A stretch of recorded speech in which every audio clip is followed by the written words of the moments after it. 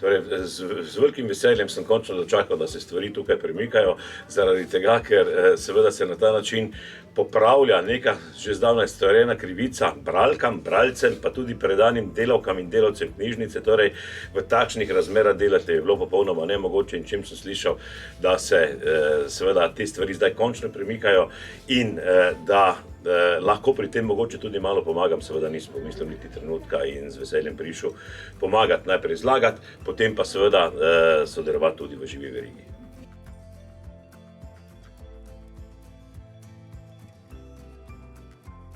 Knjige mi že od malega, odkar sem, še ko nisem znal brati, pa potem, ko sem seveda začel brati, pomenijo ogromno, pomenijo mi in vir znanja in vir sproščanja.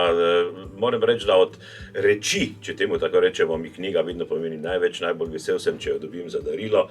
Doma imamo veliko knjižnico in s knjigami prebijem praktično verjetno vsak možen prost trenutek.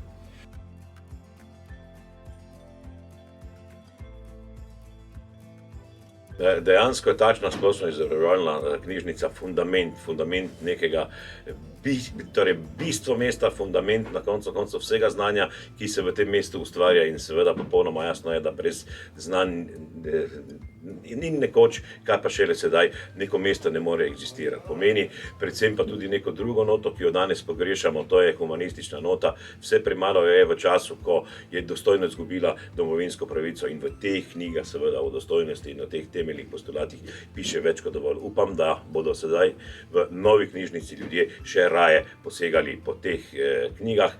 Predvsem upam, da bodo to storili tisti mlajši, ki danes zrejo samo v telefone in ki so pač na nek način orientirani drugače. Skrajni čas je, da se zavedo tega bogastva, ki ga dajejo knjige.